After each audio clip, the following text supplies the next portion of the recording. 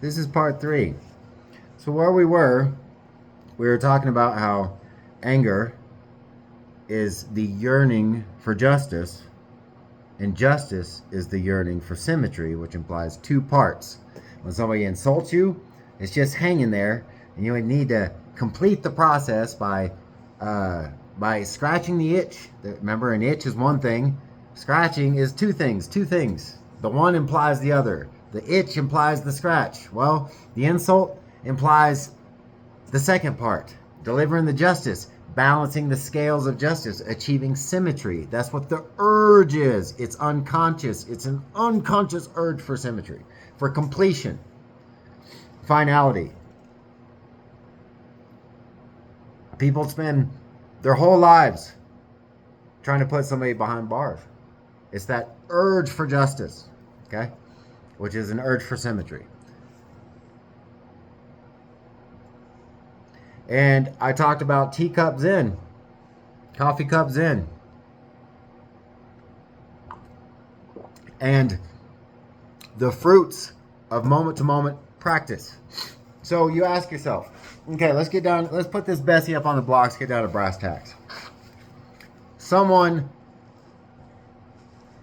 I confront, somebody does something I hear about, I confront them, and it's like, what the fuck?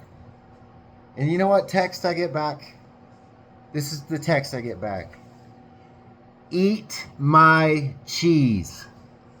The motherfucker didn't even put a period.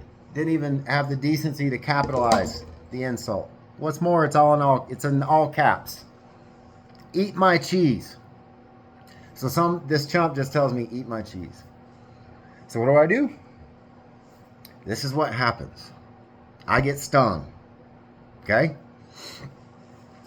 And here comes the insults and the replies. Well, what am I going to say back to eat my cheese? Okay? Tote my wad. So I'm thinking, I'm going to tell him tote my wad. But for some reason, tote my wad just isn't right. It's just, so, and it just kind of dissolves in my head. Tote my wad. Now, lay an egg. Lay an egg. So that's it. Lay an egg, right? But just doesn't quite, it's just not quite. I write it down, lay an egg. Motherfucker. It's just not quite. See, I spent all night. Lay an egg. Eat my cheese. Tote my wad.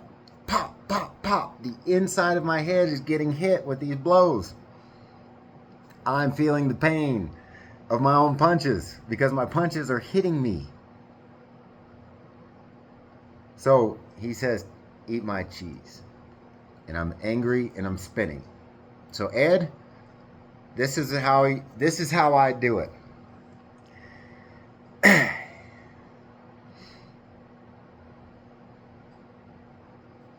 That sensation of anger, for one thing, any sensation that appears inside me is an anchor. I'll be damned if it ain't. I'm not going to suffer passively anymore. I'm going to use pain as an anchor. So I'm anchoring in the pain. I don't want, okay, the worst mistake I can make is to want this sensation to go away. The gurus can't take your sensations away, your anger away. Okay? It is meteorology. It is there. Okay? It is a sensation, therefore it is a flavor, and therefore it is an anchor. The first principle of sustained equilibrium is subjective experience. So the subjective experience, the feeling of anger, I anchor in the feeling of anger, and I realize this is bearable. This is not going to kill me. This is bearable. Mind you, the grieved person is away. The person I'm mad at, I'm by myself. I'm not talking about when you're face to face with them. Let's not go to worst case scenarios. Let's talk about if I'm in a room alone and I'm trying to quit this thing called obsessive thinking. So I'm going to put sustained equilibrium practice to use, and I'm going to address this thing called obsessive, angry thinking. So the guy says, eat my cheese, and it stings me. And I feel the pain, I feel the anger and the urge to achieve symmetry and to strike him back. Phone's in my hand, it's right there. So I anchor in the sensation. I say, I don't want, hey man, this sensation is an anchor just like any other. This is happening right now. I'm going to use it. So I anchor in that sensation. The second principle of sustained equilibrium is systematic forgetting. Nothing sticks. Okay? The very second, I've been over systematic forgetting in other videos. The very second I realize that I'm thinking about this subject, when I'm in the storm, in the very second I realize I've just formed an insult, I systematically forget it and go on to the next. Okay? My friend Ed asked me, what if the thoughts just keep coming? Remember that coffee cup and remember that ocean of affliction. We have the forbearance, we have the patience of old Gautama Buddha himself. We are wizards of forbearance. So I'm anchored in the present, and at the second I realize I'm thinking, I'm having a thought of thinking, I systematically forget it using whatever cognitive mechanism you invent inside. So I'm anchored, I'm systematically forgetting. Okay. Now, what am I doing by? Okay, Ed asked, "What if they just keep coming over and over and over and over again?" Well, let's get that Bessie up on the blocks.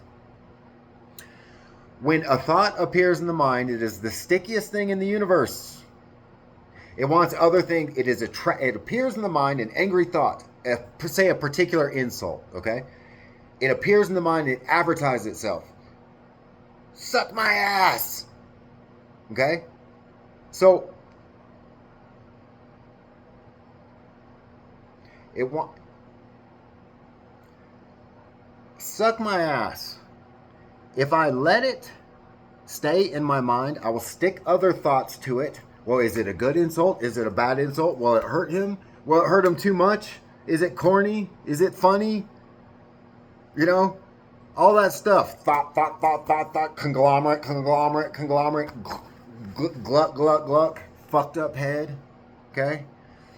Now, by systematically forgetting suck my ass and moving on to the next one, all that line of reasoning and thinking and all that thinking and all those thoughts that would have occurred if I wouldn't have systematically forgotten that thought, all that would have occurred. But no, I cut it off. I systematically forgot it. I nudged it.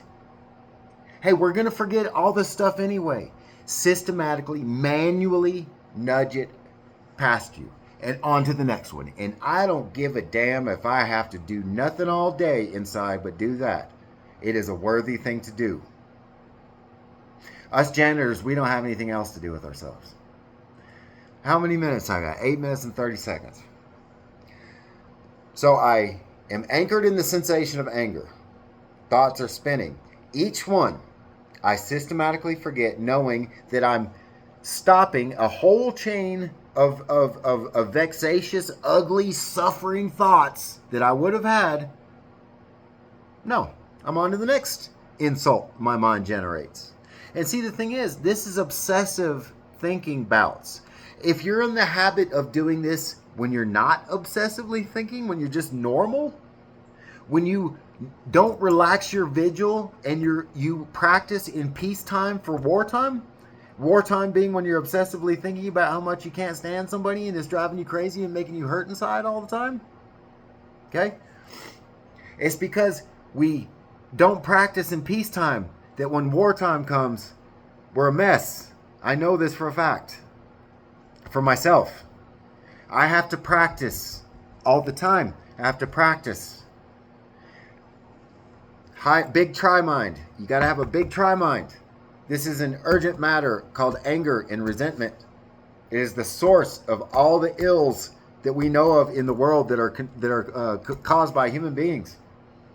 Anger and resentment in the hearts and minds of men and women, our leaders.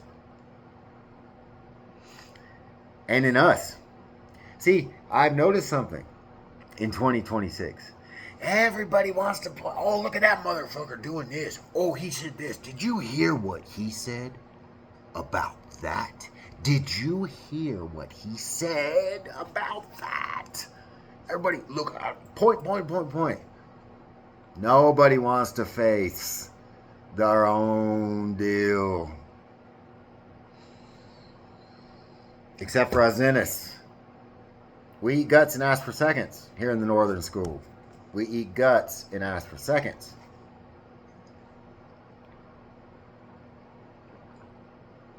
Day in the northern school is like a day on the farm.